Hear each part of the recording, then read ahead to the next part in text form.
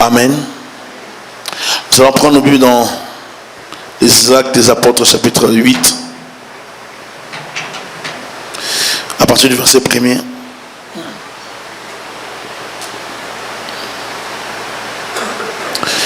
Saul avait approuvé le meurtre d'Étienne. Il y eut ces jours-là une grande persécution contre l'église de Jérusalem. Et tous, excepté les apôtres, se dispersèrent dans les contrées de la Judée et de la Samarie. Des hommes pieux ensevelirent Étienne et le pleurèrent à grand bruit. Saul, de son côté, ravageait l'église. Pénétrant dans les maisons, il arrachait hommes et femmes et les faisait jeter en prison. Ceux qui avaient été dispersés allaient de lieu en lieu annonçant la bonne nouvelle de la parole. Amen. Alléluia. Nous sommes en train de parler de la persécution de l'église. L'église était sous la persécution. Si nous lisons dans l'église primitive, bien sûr, Actes des Apôtres, chapitre 9, versets 1 à 2. Actes 9, 1 à 2, la Bible dit: cependant, Saul respirant encore, lisez avec moi, cependant, Saul respirant encore la menace et le meurtre contre les disciples du Seigneur, s'est rendu chez le souverain sacrificateur et lui demanda des lettres pour les synagogues de Damas, afin que s'il trouvait plutôt des partisans de la nouvelle doctrine, c'est-à-dire la nouvelle chrétienne, hommes ou femmes, il les amène liés. Est-ce que vous pouvez lire avec moi? Verset 2. Et il lui demanda des lettres pour les synagogues de Damas, afin que s'il trouvait des partisans de la nouvelle doctrine, hommes ou femmes, il les amène à Jérusalem, il les amène liés à Jérusalem. Ici, jusqu'à là, on ne les appelle pas encore des chrétiens, vous savez. Donc ça va venir après. On ne les appelle pas encore des chrétiens. Vous êtes en train de voir que l'église avait connu la persécution. L'église du Seigneur a perdu ses vaillants hommes. L'église a perdu Étienne. Et Paul était un artisan de cela. Paul travaillait contre l'église. Il respirait de la haine. Il était en colère contre ce qui se passait. L'évangile de Jésus-Christ troublait Paul. Paul, pour lui, il était sur le bon chemin. Ouais, à cette époque, on l'appelait encore Saul. Saul avait approuvé le meurtre d'Étienne. Il y a ce jour-là une grande persécution. Il y a des gens qui fuyaient de partout. Les gens se cassaient dans des maisons. On les poursuivait et on les arrêtait. La Bible a dit, comme premier point, je dirais, le serviteur sera traité comme son maître. La Bible dit dans Luc chapitre 6, Luc 6, vous voulez être comme Jésus, vous serez traité comme le maître. Luc chapitre 6, verset 40, la Bible nous parle. Luc 6, 40, la Bible dit: les disciples n'est pas plus que le maître, mais tout disciple accompli sera comme son... Alléluia. Les disciples n'est pas plus que le maître, mais tout disciple accompli sera comme son maître. Ce qu'on a fait à ton maître, on te le fera. Ce qu'on a fait à ton maître, tu le vivras, on te le fera. Nous suivons les traces de Jésus, il y aura la persécution. Nous servons Jésus, il y aura les combats. Mais c'est à nous de savoir si nous sommes persévérants, si nous sommes conscients de la marche chrétienne. Ça n'a jamais été dit que ça sera facile, la vie chrétienne. Ça n'a jamais été dit, ce n'est pas biblique. La vie chrétienne a toujours été une vie avec des difficultés, avec la persécution. Même dans l'époque, n'est-ce pas, des prophètes. Dans l'époque, vous savez qu'à l'époque des prophètes, les prophètes ont souffert avec les enfants d'Israël. Parce que les enfants d'Israël étaient des religieux. Ils ont fait souffrir des prophètes. on rend compte qu'ils ont tué Jérémie. Parce que Jérémie avait un message dur. Jérémie ne négociait pas. Vous n'allez pas lire Jérémie comme quelqu'un prophète qui guérissait ou qui parlait d'autres choses. Lui, c'était la repentance. Il venait avec un message comme un message une mauvaise nouvelle. Lorsque vous voyez les prophètes comme Michée était connu pour apporter des mauvaises nouvelles au roi. Il ne venait pas avec des bonnes nouvelles. Parce que la mauvaise nouvelle, en fait, c'était la bonne nouvelle. Mais c'était le fait de dire la vérité. Que Michée n'était pas supporté, il était emprisonné. Jérémie, la même chose. Plusieurs des prophètes ont passé leur temps en prison. À l'époque des prophètes, Dieu, n'est-ce pas, a fait en sorte que les prophètes parlent de sa part. Mais ces prophètes ont été persécutés, malmenés. On les a même poussés, intimidés, afin qu'ils prophétisent, n'est-ce pas, le mensonge. Sous la pression, Michée même a osé le faire. Après, on va lui poser la question, il va dire non. Alors cette fois-ci, je vais consulter l'Éternel. Ça n'a jamais été facile. Daniel à Babylone, Daniel fut emporté en captivité avec ses compagnons. Et tous, ce n'était pas avec leur gré, leur liberté. On les a forcés.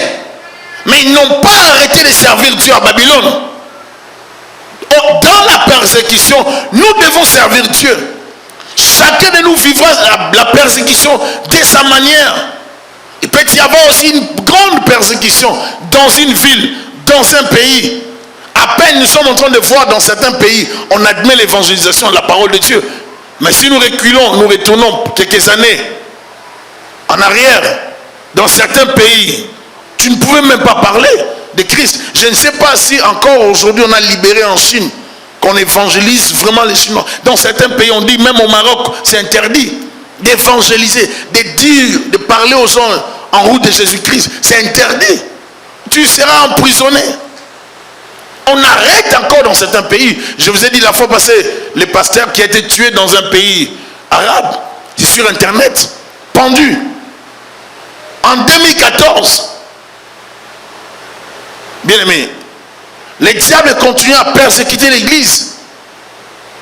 Mais les endroits où l'on empêche l'évangile d'atteindre, Dieu prend d'autres moyens pour évangéliser. Alléluia. Raison pour laquelle, pour ceux qui lisent, pour ceux qui sont intéressés à la lecture, vous allez voir que depuis une période de quelques années, Dieu se manifeste au milieu des musulmans. Même les musulmans qui vont aux mosquées en Arabie Saoudite, au Ramadan, les musulmans qui s'y rendent pour, n'est-ce pas, passer leur carême, les 40 jours, pendant qu'ils sont là-bas, Dieu les visite. Il y a des ceux-là qui sont là-bas, qui voient Jésus apparaître et leur dire, quitte cet endroit, c'est fini, tu n'es plus musulman toi. Jésus descend dans leur temps de prière, Jésus descend, il se révèle. Il faut lire, lorsqu'on dit aux gens de lire, il faut lire. Amen. Lisez ces histoires. Il y a trop de témoignages de conversion des musulmans. Mais Dieu, ce qu'il est en train de faire dans ces milieux, c'est par des visions nocturnes. J'ai suivi même un témoignage d'un musulman converti bien-aimé. C'était fort. Il est allé en Arabie Saoudite, en prière à l'extérieur. Il voit Jésus. Il voit Jésus qui lui parle. Ça s'arrête, il le revoit encore. Il dit que c'est fini avec cette histoire. Tu n'es plus musulman toi. Et comme le Seigneur est autoritaire, il est puissant, il a changé. Aujourd'hui c'est un serviteur de Dieu. Au milieu des musulmans. Alléluia. Un chrétien. Peu importe le moyen que le diable prend pour s'opposer à l'église, Dieu prouve toujours qu'il est au contrôle de toutes choses. C'est que le maître a vécu et subi, les disciples aussi le subiront. Le message du royaume ne sera pas accepté facilement sans qu'il y ait des casses. Nous devons savoir que l'ennemi ne nous laissera jamais travailler dans la paix. Il combattra, il viendra sous différentes formes afin de frapper l'église du Seigneur. Vous ne pouvez pas travailler dans l'œuvre du Seigneur et vous attendre qu'à la joie, qu'à des acclamations, qu'à des félicitations. Il y aura les rejets, il y aura des accusations, il y aura l'opposition, comme je l'ai dit la fois passée, il y aura des fausses accusations, il y aura des arrestations, il y aura des châtiments corporels et toutes sortes d'activités ayant un but de nous stopper dans la foi chrétienne. Le diable travaille pour empêcher l'église d'aller de l'avant.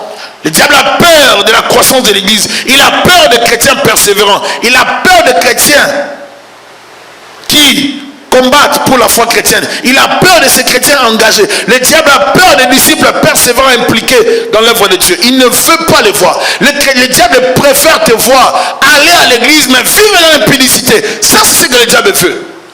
Il veut que tu ailles à l'église mais que tu filmes. Ça, c'est ce que le diable veut. Il veut ça. Il veut que tu ailles à l'église mais que tu vives dans les mensonges. C'est ça que le diable veut. Il ne veut pas que tu respectes le Seigneur. Il ne veut pas que tu sois réglo avec le Seigneur. Si tu cherches à te mettre en règle avec Dieu, le diable va s'opposer. Il te fera tout pour te coincer, te pousser au péché. Différentes formes de persécution. Oui, la persécution viendra. Ce qui arrivera avec le maître nous arrivera aussi.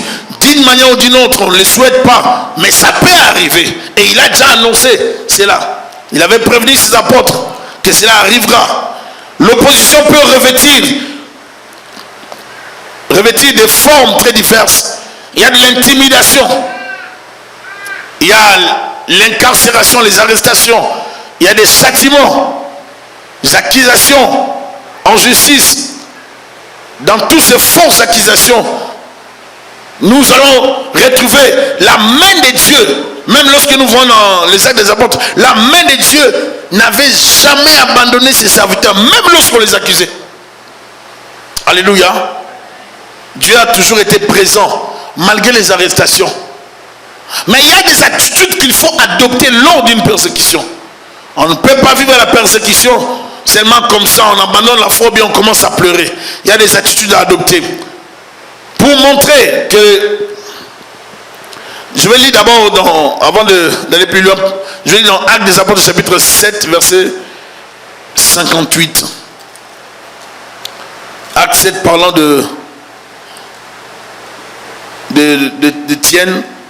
La Bible dit, je vais lire même à partir du verset 57. Ils poussèrent alors des grands cris en se bouchant les oreilles et ils se précipitèrent tous ensemble sur lui. Les traînèrent hors de la ville et les lapidèrent. Les témoins déposèrent leurs vêtements aux pieds d'un jeune homme nommé Saul.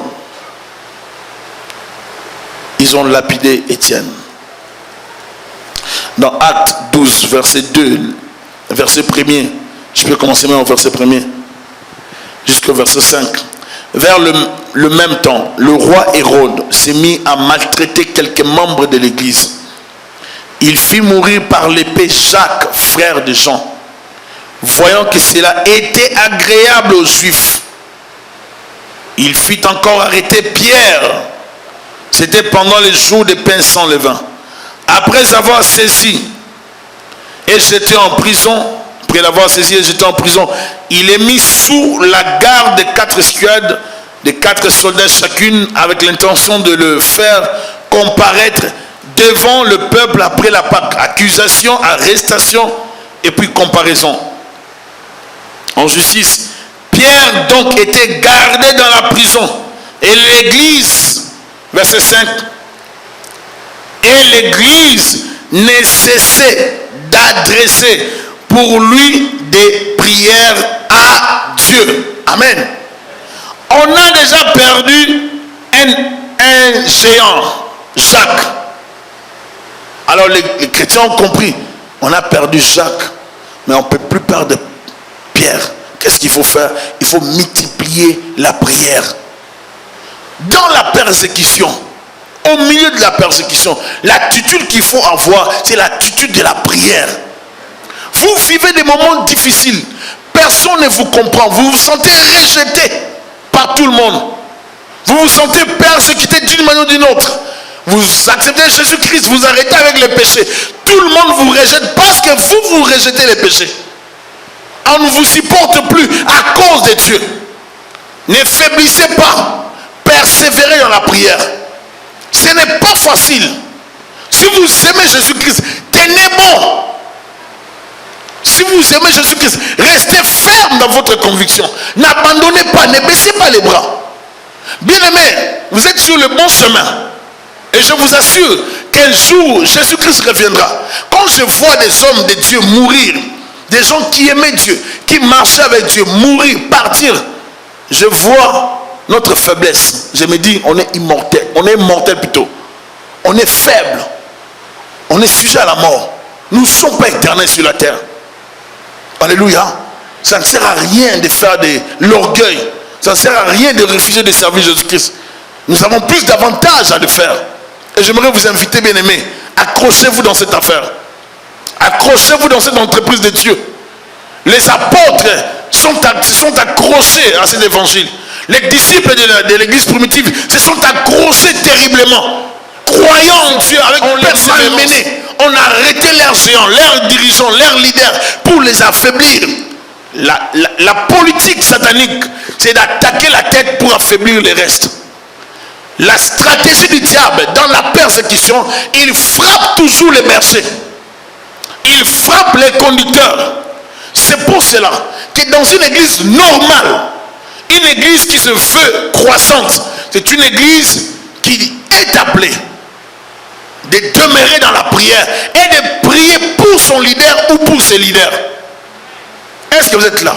Si dans l'église, les hommes de Dieu ne sont pas soutenus continuellement dans la prière, ils auront beaucoup de soucis. Un, ils pourront tomber dans l'orgueil. Deux, ils pourront tomber dans les mensonges. Les mensonges, ça vient dans les ministères. Pour atteindre des objectifs qui ne sont pas clairs, on tombera dans les mensonges. Alléluia. S'ils ne sont pas soutenus dans la prière, le diable peut les frapper et les tuer. Le diable peut les frapper par des maladies. Le diable peut leur créer des problèmes. On peut les accuser faussement. Et comme l'église n'est pas dans la prière, les gens vont le croire. La stratégie du diable dans ces temps de la fin, c'est salir l'église. Salir les chrétiens. Un frère chante bien, une sœur chante tellement bien. La personne monte, Dieu le lève, le diable va frapper la personne qui monte pour déstabiliser les chrétiens. Et les faibles, qu'est-ce qu'ils diront? Ah, lui aussi, lui qui chante bien comme ça, il a fait ça. Alors moi aussi j'arrête de prier. Il n'y a personne qui est vrai. Et vous allez voir des gens sur internet, j'aime même des chrétiens. Oui, les pasteurs sont toujours comme ça. Les musiciens sont toujours comme ça. Il y a des vrais. Alléluia. Il y a des gens qui craignent Dieu. Ce n'est pas tous ceux qui prêchent qui ne craignent pas Dieu. Ce n'est pas tous ceux qui chantent qui sont seulement des impudiques ou bien des menteurs. Non. Il ne faut pas prendre le péché d'un seul et l'attribuer à tout le monde. Si un frère a péché, il faut le reprendre. Il ne faut pas le rejeter. Ce n'est pas l'évangile. Ça, c'est l'évangile du diable, bien-aimé. Dites amen. Sinon, nous allons tuer tous les chrétiens. Nous allons tuer tous les chrétiens. Si un frère a péché, nous n'allons pas le rejeter. On va demander à ce frère et à cette sœur d'être suspendu, d'accepter la suspension. Si réellement la personne est née de nouveau, va accepter la suspension. C'est normal. La vie chrétienne, c'est ça, c'est l'ordre. Tu es suspendu, mets-toi d'abord. La suspension, ce n'est pas la haine. C'est une mesure disciplinaire et corrective. Ça oriente, ça a caractère pédagogique, ça aide la personne, n'est-ce pas, à revenir sur le bon chemin. Tu es suspendu, mets-toi à l'église. Si tu es suspendu dans ton église et que tu ne restes pas à l'église, tu purges ta suspension en dehors de l'église, tu n'as pas compris la vie chrétienne. La suspension, je vous ai dit l'autre fois que j'ai vu mes pasteurs être suspendus dans l'église et venir à l'église. Un pasteur suspendu mais qui venait à l'église. Il vient, il vit sa suspension. Il vit sa suspension pendant le temps de la suspension. Il ne manquait pas au culte. Il était toujours au culte. Mais nous avons une autre race de chrétiens aujourd'hui qui ne veulent pas souffrir pour Dieu, qui ne veulent pas être humiliés. Des chrétiens qui aiment la gloire tous les jours. Ça ne viendra pas comme ça. Avant la couronne de gloire, d'abord Golgotha, la couronne d'épines. Est-ce que je parle à quelqu'un? Avant la couronne de gloire, vous passerez par Golgotha. Tu ne peux pas atteindre les sommets sans passer par Golgotha. Il faut mourir à Golgotha. C'est là que l'homme va mourir avec Christ. C'est là que la chair va cesser. C'est à Golgotha. Nous passerons tous par Golgotha. Nous devons changer en ce qui concerne notre marche chrétienne. En tant que chrétien, je dois changer. Les sources de la persécution. Nous avons en général quelques sources, je peux citer même 5. Je parlerai de le royaume du mal ou le royaume de Satan. Les esprits démoniaques qui sont dérangés dans un milieu à cause de l'évangile, à cause de la prière, à cause d'un changement qui s'installe, qui sont dérangés dans une famille. Les esprits qui règnent dans ces secteurs ou les esprits territoriaux qui règnent dans ces lieux vont réagir. S'ils ne réagissent pas spirituellement pour attaquer directement, ils passeront par des gens physiques, c'est-à-dire ils vont toucher les humains qui sont positionnés afin de sortir l'église de ce milieu, afin de sortir ces gens de ce milieu, afin de les mettre mal à l'aise. Est-ce que vous êtes avec moi? On peut vous chasser du travail à cause de la présence de Dieu qui est tellement forte dans ta vie. Tu arrives dans ton travail est extrêmement basé sur l'occultisme et tu ne sais pas. La force de ton patron, c'est les fétiches. Et toi, tu travailles là-bas, lui se sent mal à l'aise à chaque fois qu'il est en contact avec toi. Mais toi, tu ne le sais pas. Je vous ai dit, le problème dans les combats spirituels, c'est que les sorciers nous voient. Ils savent que nous avons la lumière. Ils voient la lumière. Mais nous ne savons pas qu'eux, ils sont les sorciers. À moins que Dieu te le révèle. Les démons nous voient, mais nous ne les voyons pas. Mais nous combattons dans la foi en Jésus-Christ. Dieu nous a épargné de voir toutes ces choses. Dieu nous permet de le voir lorsqu'il le veut. Mais il nous a épargné de ça. Il nous dit, vivez par la foi. Fermez vos yeux, marchez, je veux vous conduire. Je prendrai la relève, la continuité. Dieu prend en charge, n'est-ce pas, la direction de toutes choses. Nous devons seulement nous confier au Seigneur. Le royaume du mal ou le royaume de Satan est dérangé. Lorsqu'il est plutôt dérangé dans un milieu, ils réagissent. Ils réagissent. L'autre source, je dirais les agents du diable, c'est-à-dire les occultistes, les magiciens, les féticheurs, dans un milieu. Premièrement, je viens de parler du royaume de Satan. Quand je parle du royaume de Satan, je dis les esprits territoriaux qui peuvent habiter dans un endroit. Un endroit peut être, je peux parler d'un secteur. Je peux prendre par exemple le coin de Waverly et de Mont-Royal. Si le coin de Waverly, Mont-Royal, est un coin où il y a une pratique de l'occultisme ou bien sacrifice, et qu'on a invité des esprits pour y habiter, afin d'opérer des accidents dans ce coin, continuellement afin de récupérer les vies des gens, ce coin-là, c'est un coin stratégique pour le monde des ténèbres, n'est-ce pas? Comme nous sommes ici, nous sommes en train de les déranger. Si maintenant, nous ne sommes pas efficaces dans la prière, les esprits qui règnent dans ce secteur vont tout faire pour nous sortir de ces milieux. Alléluia. Ça, je parle des esprits qui règnent. Daniel priait, Dieu lui a envoyé l'ange n'était pas venu. Plus tard, il persévère, l'ange vient. Il dit, le prince des Perses, à chaque lieu, à chaque secteur, à chaque ville, il y a des principautés, il y a des esprits méchants qui règnent dans ces lieux-là, dans ces endroits. Et il faut savoir que ces esprits, le royaume de Satan est très bien organisé. Lisez Matthieu chapitre 12, versets 25 à 45, vous allez comprendre ce que Jésus-Christ est en train de dire. Si Satan chasse Satan, son royaume est en désordre, n'est-ce pas? Le royaume de Satan est organisé. Le diable est très bien organisé. C'est structuré, bien aimé. Lisez Paul lorsqu'il parle des esprits, lorsqu'il dit nous combattons contre il les cite, il les classifie. Il veut montrer qu'ils ont des classes. Ils ont des rangs, ils sont organisés. Nous ne pouvons pas mener la vie chrétienne en désordre. Nous menons la vie chrétienne avec l'aide et l'apport du Saint-Esprit et des anges de Dieu qui sont là en mission pour nous servir. Alléluia. Mais il y aura la persécution. Les agents du diable nous persécutent aussi. Les agents du diable, ça peut être des personnes physiques, des féticheurs, des magiciens, des occultistes, des sorciers qui sont avec nous, des gens qui vivent avec vous, qui travaillent avec vous, qui sont dans vos maisons. qui sont peut-être des proches parents, même des parents directs, mais qui sont dans les ténèbres, à cause de ce qui est en vous, à cause de votre zèle pour l'évangile, ces gens peuvent s'opposer à votre bien-être. Mais vous ne les saurez pas.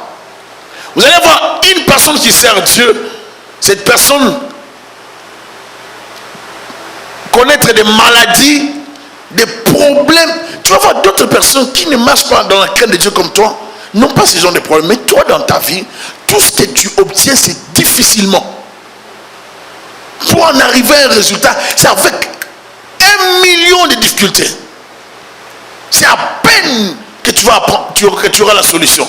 Mais d'autres vont l'obtenir, la solution, facilement.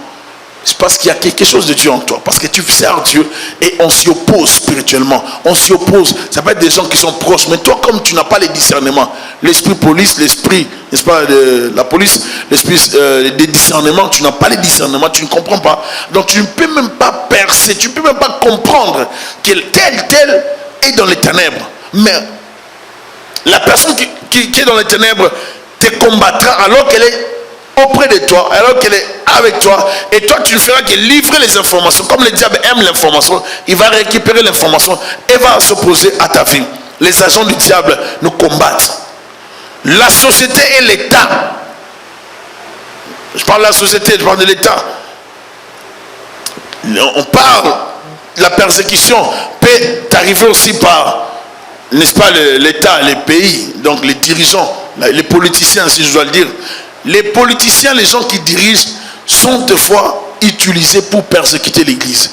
Lorsqu'on parle des cas de l'Église primitive, nous voyons la société, nous voyons les Juifs qui ne voulaient pas de la doctrine de Jésus-Christ, n'est-ce pas? Mais qui vont utiliser, n'est-ce pas, les Romains pour combattre l'Église primitive. Ici, nous voyons la société, nous voyons les Juifs utiliser les Romains, monter, n'est-ce pas, les Romains pour avoir l'aval de persécuter les chrétiens. Et l'Église va connaître une perte énorme de ses serviteurs. À part, là on nous parle des apôtres, mais maintenant lorsque on va continuer, je vais vous parler dans le jeudi et d'autres, la semaine prochaine, je vais vous parler maintenant des détails, même dans le père des églises. Vous allez voir combien de gens et comment est-ce qu'on tuait les gens, comment est-ce qu'on faisait souffrir les gens. Et je vais vous citer des noms de certaines personnes. Bien aimé, c'était terrible. On a tué les gens à cause de l'évangile. C'est pour ça qu'aujourd'hui, nous avons la possibilité de servir Dieu. Nous devons les servir. Nous servons Dieu avec des climatiseurs. Vous dormez dans des maisons, vous avez des climatiseurs. Vous servez Dieu, vous avez des voitures. Vous vous déplacez en métro. Vous entrez dans les autobus. Vous êtes bien. On va se plaindre de la chaleur, mais vous êtes bien. Mais les apôtres souffraient. Jésus a servi à pied. Vous le savez. S'il pouvait prendre, la NES, mais la NES n'allait pas plus vite. Vous prenez les métros, vous avez des voitures, vous avez des biens. Vous êtes bien. Mais Jésus n'avait pas de maison. Sans domicile fixe, servant le Seigneur. Les apôtres ont souffert pour nous atteindre par l'évangile. Est-ce que nous devons abandonner? Bien-aimés, l'avenir des chrétiens de demain dépend de nous. Si moi et toi, nous lâchons aujourd'hui, plusieurs demain ne connaîtront pas le Seigneur. Nous devons persévérer. Nous ne devons pas abandonner. Si nous voulons que l'histoire parle de nous, nous devons écrire, nous devons lire, nous devons travailler pour le Seigneur, nous devons prêcher, nous devons invoquer le Seigneur. Nous ne devons pas accepter que notre période soit une période dans laquelle il n'y aura plus la manifestation de Dieu. Nous ne devons pas accepter cela. Nous devons persévérer dans la prière. Nous devons chercher la face de Dieu.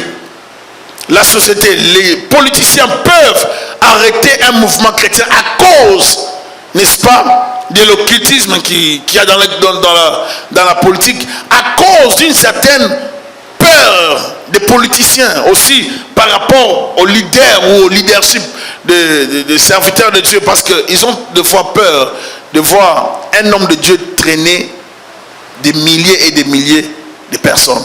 Ça aussi, ça peut créer un point de la persécution. faut avoir une très grande église.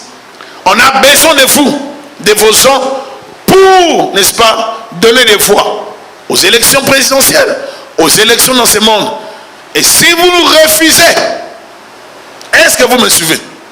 Si vous refusez que ces gens de la politique passent dans votre église, ils vont vous persécuter. Est-ce que vous le savez? La persécution peut arriver à cause de ça.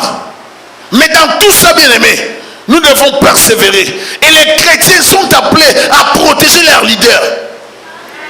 Des fois, les leaders seront malmenés. Et s'ils n'ont pas d'argent, on peut leur proposer un financement afin de les corrompre, de les sortir de la voie du Seigneur. Les persécuteurs sont des gens minutieux. Ils ne veulent pas qu'un mouvement de Dieu aille de l'avant. Ils doivent combattre ça, même par la corruption, même par l'argent. Toutes les stratégies possibles seront mises en œuvre pour détruire l'église. Ainsi, ils vont commencer à dicter les pasteurs de loin, parce qu'il a déjà reçu l'argent. La persécution viendra dans l'église, même par la corruption de l'argent. On peut vous persécuter en vous envoyant des femmes qui vont séduire, faire tomber les hommes de Dieu, créer les désordres juste parce qu'on veut persécuter. Lorsque vous voulez parler, on vous la présente. Tais-toi. Et quand tu sais que tu avais failli, tu ne peux pas parler. Ça, c'est l'œuvre du diable. Et c'est comme ça que le diable travaille. Nous sommes dans les temps de la fin et le diable a des stratégies pour frapper fort. Il a des stratégies pour détruire l'église. Il a des stratégies pour déstabiliser l'église. Ne pensez pas que le diable croise les bras et attend le retour de Jésus-Christ. Il va persécuter. C'est pour cela, ceux qui connaîtront le Seigneur dans la vérité persévéreront. Si vous connaissez le Seigneur dans la vérité, si vous êtes endurant, si vous lisez la parole, vous priez, vous apprenez déjà à combattre aujourd'hui. Ma soeur, mon frère, même si demain, il y avait un vent impétueux dans la ville, secouant les églises, vous n'abandonnerez pas. Parce que votre foi ne dépend pas de quelqu'un, ça dépend de Christ. Vous êtes connecté directement à Christ. Vous ne pouvez pas abandonner. Si vous dépendez de Thierry directement, sans passer par Christ, c'est sûr et certain que s'il y a un problème dans Thierry, vous allez abandonner la foi. Et ça va révéler que vous n'êtes pas des chrétiens. Or, vous devez être des chrétiens. Des chrétiens ont une relation avec Dieu. Vents et marées, ils resteront chrétiens. Je ne peux pas cautionner, croire qu'un chrétien reste à la maison parce qu'il fait chaud.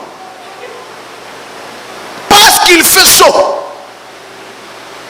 J'ai dit à quelqu'un, toi il fallait que tu restes en Afrique. Parce que l'Europe t'a détruit. Il m'a dit, oh pasteur, pourquoi tu dis ça? J'ai dit oui. J'aurais bien voulu t'aider, mais en Afrique. J'aurais bien voulu que tu restes en Afrique. Tu étais un bon chrétien. Regarde ce que l'Europe t'a fait. Il y a des gens qui méritent de vivre même dans cette médiocrité, oui, mais pour rester chrétien. Parce que des fois, vous mangez l'hamburger, vous connaissez les Burger King, vous connaissez les McDo, vous connaissez tout. Et ces choses peuvent vous distraire. Je vous assure que les matériels ici en Occident, ça détruit la foi de plusieurs personnes. C'est pour ça que des fois, je me rappelle de certaines déclarations. Vous savez, lorsqu'on était en Afrique, on gênait. Je me rappelle un frère disait, Thierry, tu sais moi mon cher, Steve Maya, Dieu nous amène dans des... Il nous accorde vraiment ces rêves-là. Que non, Thierry, il y a du lait. Je ne dis pas autre chose, je dis du lait. Thierry, tu as du lait comme ça. Tu sais que tu peux gêner même une semaine, mais il y a du lait. Et maintenant, je me dis, maintenant qu'il y a du lait, est-ce que tu vas gêner comme ça? Vous savez, celui qui a faim peut promettre beaucoup de choses. Lorsque vous êtes affamé, vous pouvez promettre à Dieu beaucoup de choses. Mais la bêtise, c'est que Dieu prend au sérieux vos promesses. Mais si Dieu votre engagement, mais si Dieu voit que vous promettez sous la faim, il peut comprendre aussi. Parce que Dieu est tellement bon dans son jugement. Vous êtes d'accord? Dieu est tellement bon. On peut promettre de grandes choses. Seigneur, moi, si tu m'accordes telle chose, tu verras. Mais dès que Dieu va t'accorder la chose, vous savez ce que les gens font? J'ai vu des gens me promettre des choses. Si je vais faire ça. Si Dieu fait ça. quand Dieu fait la chose, la même personne qui avait fait la promesse, la même personne attend que tu l'appelles pour lui rappeler, n'est-ce pas, il y a la promesse. On est pasteur, j'attends encore. La persécution viendra. Les faux frères infiltrés, les jaloux des lèvres de Dieu vont vous persécuter. Les faux frères sont des fois utilisés pour persécuter l'église. Le diable peut envoyer dans l'église des gens qui sont infiltrés, des faux frères, avec l'intention de chercher les erreurs dans l'église, de chercher des problèmes, afin de créer un problème, un feu dans l'église, pour détruire l'église, déstabiliser les chrétiens. Même lorsqu'il y aura des faux frères, n'abandonnez pas la foi.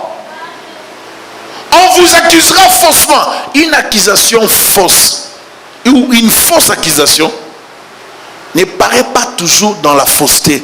Ça peut donner l'air d'être vrai. Vous savez les gens les juges, les gens qui jugent là, qui ont étudié pour juger les gens, lorsqu'ils jugent, ils voient de toutes les couleurs. Vous êtes d'accord avec moi?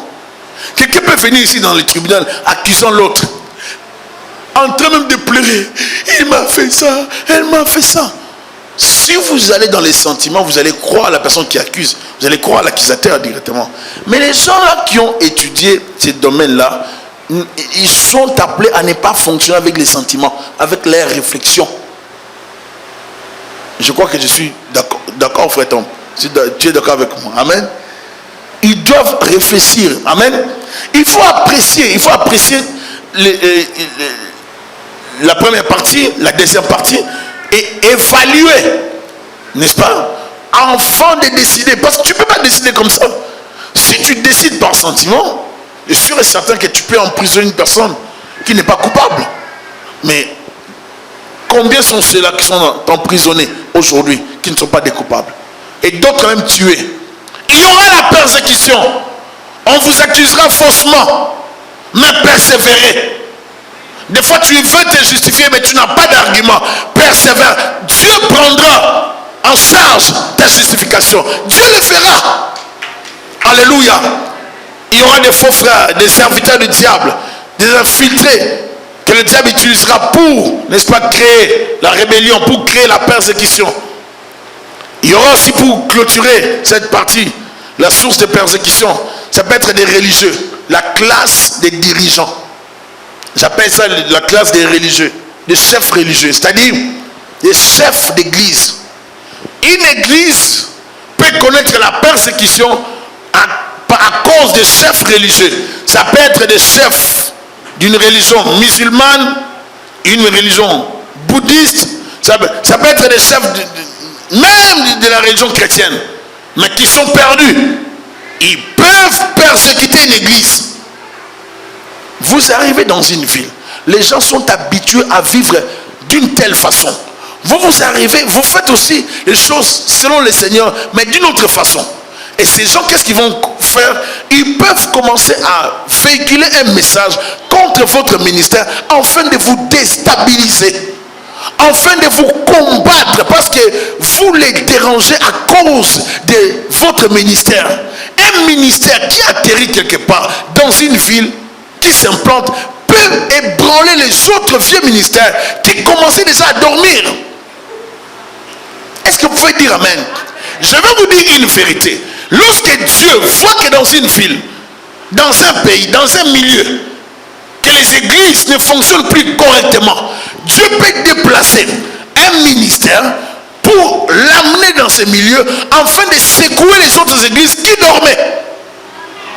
Je ne sais pas si vous comprenez. Dieu peut amener un ministère s'implanter dans votre secteur. Par son ministère, vous serez secoué parce que vous aurez peur de ce ministère-là. Vous serez obligé de rectifier, de modifier votre façon de fonctionner. Sinon, tous les gens partiront. Est-ce que vous comprenez? Raison pour laquelle Dieu nous demande de rester connectés. Si vous restez connectés à Dieu, vous ne tomberez pas dans le sommeil spirituel. Et si vous tombez dans le sommeil spirituel, en tant qu'un dirigeant spirituel, vous serez l'ennemi des chrétiens qui prient beaucoup. Vous allez combattre les hommes de Dieu et les femmes de Dieu qui aiment le Seigneur. Si vous êtes seulement responsable, mais religieux, au lieu de déjeuner, vous mangez. Vous dites aux gens de déjeuner, vous-même vous mangez. Vous dites aux gens de prier 1 heure, vous priez 10 minutes. Vous dites aux gens de lire la Bible, vous ne lisez pas vous-même la Bible. Donc, vous êtes seulement habitué à servir Dieu, mais vous n'avez plus la vie de Dieu. À un certain moment de la marche chrétienne, plus on grandit, on peut tomber dans les sommets spirituels tout en ayant la Bible, en étant pasteur, en étant serviteur de Dieu, en étant chef, dirigeant, responsable dans l'église. Ce n'est pas le titre qui fait de nous des hommes et des femmes de Dieu. C'est la relation que nous devons avoir. Si nous perdons cette relation, nous perdrons aussi la vie de Dieu en nous. Et c'est ça qui peut nous utiliser, nous pousser à combattre les chrétiens. Raison pour laquelle vous voyez des hommes de Dieu combattre des hommes de Dieu. Vous voyez des serviteurs de Dieu qui sont soi-disant élevés, combattre les soi-disant non élevés. Pourquoi? Parce que les non élevés leur font peur. Mais toi, quand Dieu te lève, continue de gêner, fais les mêmes choses que tu faisais quand tu n'étais pas élevé pour rester élevé. Si tu cesses de le faire, tu vas descendre. Le problème dans la marche chrétienne, c'est de rester au même niveau que Dieu t'avait donné lorsque tu grandissais, ou bien le même niveau que tu avais atteint. Il faut chercher à grandir. Si tu gênais, continue de gêner. Si tu priais beaucoup, continue de le faire. Dès que tu cesses, tu vas tomber. Parce qu'il y a des gens qui prient plus que toi. Ça ne dépend pas toujours de la prière. Il y a aussi la grâce, il y a aussi l'appel de Dieu, n'est-ce pas, qui regorge en soi les dons, les charismes, tout ce que Dieu donne dans l'appel. Mais le sacrifice qu'un homme de Dieu, un serviteur est appelé à faire, il faut continuer à le faire. Il faut continuer à le faire. Si tu arrêtes de le faire, tu seras dans l'église, mais avec un mensonge terrible. Vous savez, ça fait du mal de voir un chrétien serviteur vous mentir en face. Vous le voyez, il vous ment. Vous savez qu'il vous ment. Ça fait mal. Ça fait mal. Et ça fait mal de voir quelqu'un qui ne voit pas ses erreurs, mais qui sert Dieu. Ça va grandir ces erreurs-là et ça va te détruire. Bien aimé, nous sommes appelés à changer. La persécution viendra dans l'église. Ce n'est pas facile de servir Dieu, mais nous devons le faire. Il est important de savoir que les persécuteurs croient qu'ils ont raison en toutes choses. Les gens qui persécutent croient qu'ils ont raison. L'église primitive fut persécutée par les juifs zélés, les zélotes, qui croyaient qu'ils blasphémaient avec leur message de Jésus comme Messie. Le plus souvent, le mobile de la persécution est juste la jalousie envers les autres. C'est de la jalousie. Acte 5, verset 17. Acte 6, verset 10. Acte 14, verset 2. Acte 17, verset 5. La plupart des temps, lorsque les gens combattent, cela qui amène le réveil, c'est la jalousie, persécute. On nous dit qu'il y eut en ce jour-là une grande persécution contre l'église de Jérusalem. Et tous, excepté les apôtres, se dispersèrent. C'est comme si les apôtres étaient restés seuls. Les membres de l'église se dispersèrent dans les contrées de la Judée et de la Samarie. Des hommes pieux ensevelirent Étienne et les pleurèrent à grand bruit. Étienne. Les gens pleuraient Étienne. Étienne, tu nous étais cher, nous t'aimons. Étienne est parti. Saul de son côté ravageait. Bien aimé, on dit il ravageait. Il passait avec une intérêt, une colère. Sûrement il appelait ça une sainte colère. Mais dans l'erreur, il ravageait l'église, pénétrant dans les maisons. Il arrachait hommes et femmes et les faisait jeter en prison.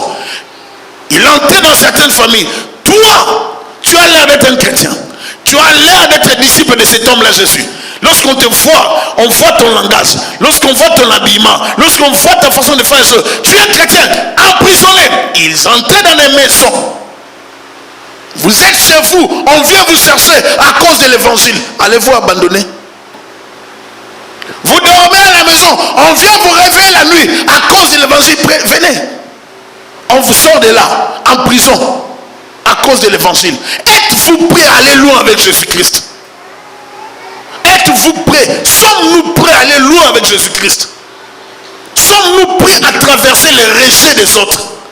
Lorsque tout le monde va t'abandonner, lorsque les gens vont te rejeter, tu sais que tu n'as rien fait, mais on te critique. Tu sais que tu n'es pas tombé à l'impudicité, mais tu ne sais pas te justifier.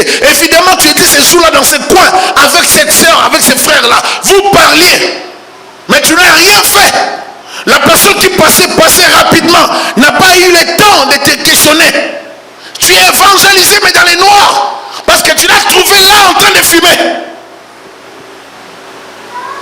Tu disais, frère, pourquoi tu fumes? Et là, lorsqu'on publie, on va dire, ah, on a vu la sœur telle avec tel copain, au coin, dans les noirs. On t'accuse faussement, tu ne sais pas te justifier. Évidemment, tu étais dans le coin, dans les noirs, mais toi, tu es évangélisé. Celui qui te voit va te justifier. C'est pour ça qu'il faut servir Dieu avec crainte, avec tremblement, avec amour, avec zèle, avec détermination. Ma soeur, mon frère, nous ne servons pas Dieu pour 5 années. Nous ne les servons pas pour 10 années. Nous les servons pour toute la vie. Nous sommes comme des kamikazes, comme des engagés dans l'affaire de Dieu. Nous n'avons plus de choix. Nous ne pouvons plus reculer. Nous sommes appelés à foncer. Nous devons les servir contre vents et marées. On nous arrête chrétiens. On nous sort de la prison chrétienne. Partout où nous irons, nous parlerons de Jésus-Christ. Nous sommes engagés dans cette entreprise, déterminés à parler de Jésus-Christ. Même pas par nos bouches, même par nos actes. Nous devons dégager la chaleur de Dieu, l'odeur des chrétiens. Nous devons dégager, inspirer. Je disais à quelqu'un, moi, je suis arrivé au point où je ne peux plus abandonner le Seigneur. Je ne peux plus. Je suis allé trop loin. C'est comme quelqu'un qui disait dans le fétiche, un occultiste, on lui disait d'abandonner l'occultisme. Il dit, les enfants, vous ne savez pas où je suis allé. Moi, je dis, c'est plus que ça. Là où nous sommes arrivés avec Jésus, nous ne pouvons plus reculer. Je ne peux plus reculer, c'est fini. C'est parti, nous avons tout raté dans le monde. Nous avons tout accepté en Christ. Nous avons perdu le monde, nous avons accepté le royaume des cieux. Nous devons foncer, c'est pour cela, deviens fou de Jésus-Christ. Sois folle de Jésus-Christ. Sois totalement engagé pour le Seigneur. Donne-toi tout entier pour lui. Serre-le avec crainte et tremblement, avec amour, avec zèle. Donne-toi. Sois excellent, excelle dans ce que tu fais. Étonne les gens, qu'on puisse parler de toi. Je te vois en train d'écrire un livre pour Jésus. Je te vois en train de chanter pour Jésus. En train d'exceller dans ce que tu fais. Sois excellent. Inspire le monde pour le Seigneur Jésus-Christ. Nous sommes appelés à percer. Il y a des choses que tu peux toucher que le pasteur n'a pas à toucher. Il y a des choses que tu feras que le pasteur ne fera jamais.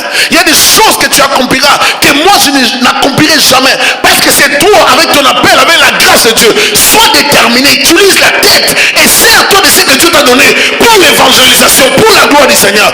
Persécuté mais persévérant toujours. Alléluia. Le plus souvent, les mobiles de la persécution, comme je l'ai dit, c'est la jalousie. L'évangile qui libère de la domination satanique n'est pas vraiment apprécié des gens de ce monde. Lorsque vous parlez d'un évangile qui libère, on vous combat. Les païens aussi se sentent menacés lorsque nous prêchons d'arrêter les boîtes de nuit. Les païens n'aiment pas ça. Les païens se sentent menacés lorsque nous prêchons d'arrêter avec des bars. Tous ces païens n'aiment pas ça. Lorsque nous parlons contre l'homosexualité, on n'aime pas ça. Et les choses semblables. Bref, il faut savoir que le message de l'évangile ne rejoint pas les attentes de ce monde. Si tu es païen, tu ne vas pas aimer le message de l'évangile. Mais c'est ça la bonne nouvelle. C'est le bon message que Dieu a donné. Arrêtez avec le monde. Bien aimé, n'aimez pas le monde. C'est ça le message. C'est ça le message, bien aimé. Ou dans certaines églises, on ne parle jamais de la repentance. Et lorsqu'on parle ce jour, vous serez bénis, vous serez prospères. Vous savez, Dieu vous a... Il y a même de la philosophie tellement développée, de la psychologie développée dans l'évangile. Non, la repentance d'abord, repentez-vous. Avant des longs français. Repentez-vous. Des fois des longs français théologiques, mais qui ne sauvent pas. Qui fatigue les gens. Nous voulons la repentance. La repentance, c'est la repentance. Abandonne avec le péché.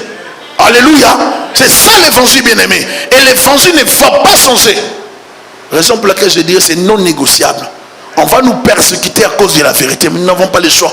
Si nous devons servir le Seigneur, nous devons dire la vérité.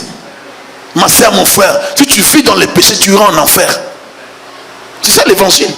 Et les gens du monde n'aiment pas qu'on parle comme ça. Mais c'est ça l'évangile. Qui veut aller en enfer? Moi, je dois aller au paradis. Je vous ai parlé de ce pasteur qui fut tabassé, n'est-ce pas, parce qu'il a évangélisé une sœur. Je me rappelle la conversion d'un musulman en Belgique. On avait prêché un musulman et il s'était converti. Mais les bien-aimés qui l'ont fait, qui l'ont suivi, ont eu chaud, je vous assure. On les a menacés, eux et leur famille, à cause de la conversion de ces musulmans. Ils ont dit, il ne peut pas se convertir. Il n'a pas les droits de se convertir dans votre religion. Il n'a pas les droits. Bien-aimés, servir Dieu, ce n'est pas facile. Vous irez évangéliser certaines personnes, ou vous évangélisez une femme, son mari vient vous tabasser. Vous gagnez une sœur, la sœur est mariée à un homme très sportif. Il vient vous tabasse et puis il part. Il vous persécute, c'est ça la persécution. Mais dans ces coups qu'il va donner, lui sait qu'il recevra. Ce sera terrible. Dieu peut le frapper dans sa chambre, il commence à pleurer comme un bébé et il vient demander pardon à Dieu. Alléluia. Il s'est converti, il devient aussi frère musclé, mais à l'église. Nous avons un Dieu tout puissant. Vous allez voir des gens qui vous menacent, mais quand la puissance de Dieu descendait sur eux, Paul était de ceux-là qui lapidaient, ou au pied de qui on déposait les vêtements. Il était comme un homme fort, le sportif, un homme zélé pour Dieu. Mais dans l'erreur, il était là, croyant faire le service de Dieu. Mais il ne savait pas que c'était la fin. Il venait de tuer un serviteur de Dieu, Étienne. Il se lance encore dans le chemin pour aller tuer d'autres. En chemin sur la route de Damas, Paul croyait avoir, n'est-ce pas, raison de ce qu'il faisait. Mais il ne savait pas que ce jour-là, l'homme de Galilée allait descendre sur sa route. Les persécuteurs n'auront pas toujours la victoire. Alléluia. La victoire est certaine avec Jésus-Christ. Dieu travaille encore. Et Jésus-Christ est descendu sur le chemin de Damas. Il a dit à Pierre, à Paul, à partir d'aujourd'hui c'est fini. Tu as trop plaisanté. Maintenant tu me suis. Tu deviens mon serviteur. Tu persécuteur au serviteur de Dieu. Que le Seigneur le fasse dans ces temps de la fin. Que le Seigneur préserve l'église. Que le Seigneur garde notre foi. Qu'il garde ma foi, qu'il garde ta foi. Afin que nous puissions les servir plutôt. Nous allons l'acclamer au nom de Jésus-Christ. Nous bénissons son Seigneur parce qu'il est merveilleux. Que son nom soit béni. Nous le glorifions parce qu'il nous a permis de prier, de chercher sa face. Que toute la gloire lui revienne, lui qui est Dieu. Seigneur, nous te vénérons, nous te disons merci. Nous t'adorons parce que tu as fait de nous ce que nous sommes. Si nous vivons, c'est par ta grâce. Si nous parlons, c'est par ta grâce. Nous voulons, Père, que tu nous bénisses encore une fois de plus. Par cette parole que nous avons reçue, nous voulons que tu nous stimules, Père de gloire, à te servir. Que tu nous motives à te rester fidèle. Enseigne-nous ta parole. Enlève à nous tout ce qui ne te donne pas gloire. Au nom puissant de Jésus-Christ. T'avons ainsi prié. Amen. Que Dieu soit béni. Amen.